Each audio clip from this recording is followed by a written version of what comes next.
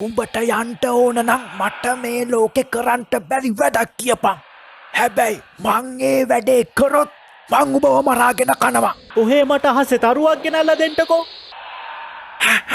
Bane උඹ ඉල්ලපු තරුව දැන් මගේ කෑම වෙලාව. යමන් යන්ට මට හොඳටම බඩගිනි. අනේ මාව බේරගනියෝ. අනේ මාව බේරගනියෝ. අනේ මාව බේරගනියෝ. කවුරුත් නැත්තෝ. මේ අහපල්ලා පහළ ගඟ ළඟ යකෙක් ඉන්නවා. ඌ මිනිස්සු අල්ලගෙන මරලා කනවා. හැපයි දෙයනේ මේ කමට මොකක්ද මේ වෙන්ට යන්නේ. මේක නම් මහා ලොකු ශාපයක්. ඔහේගේ පප්ප වගේ මිනිස්සු තමා නියම එඩිතර පිරිමි. ඒකට ඔහෙ පප්පා ළඟින්වත් තියන්ට පුළුවන්ද?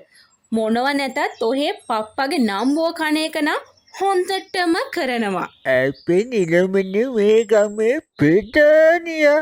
අපේ නිලමම මුල් තැන අරගෙන මේ අකා එළවන්ට වැඩ පිළිවෙලක් ලෑස්ති කරන්නන් තමා හොඳ.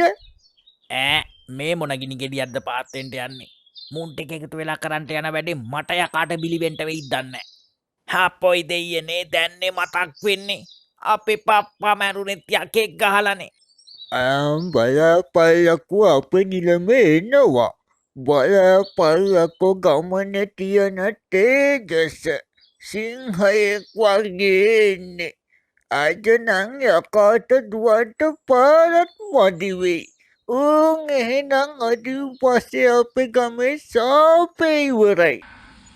හපොයි දෙයනේ මට කට වහගෙන ඉන්ට බැරි වුණානේ. මාළුවා නහින්නෙත් කටහින්ද කියනවනේ.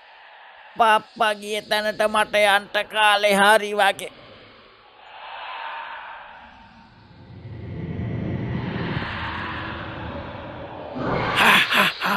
අද ගමේ මහවුන්දම ඇවිල්ලා ඉන්නේ.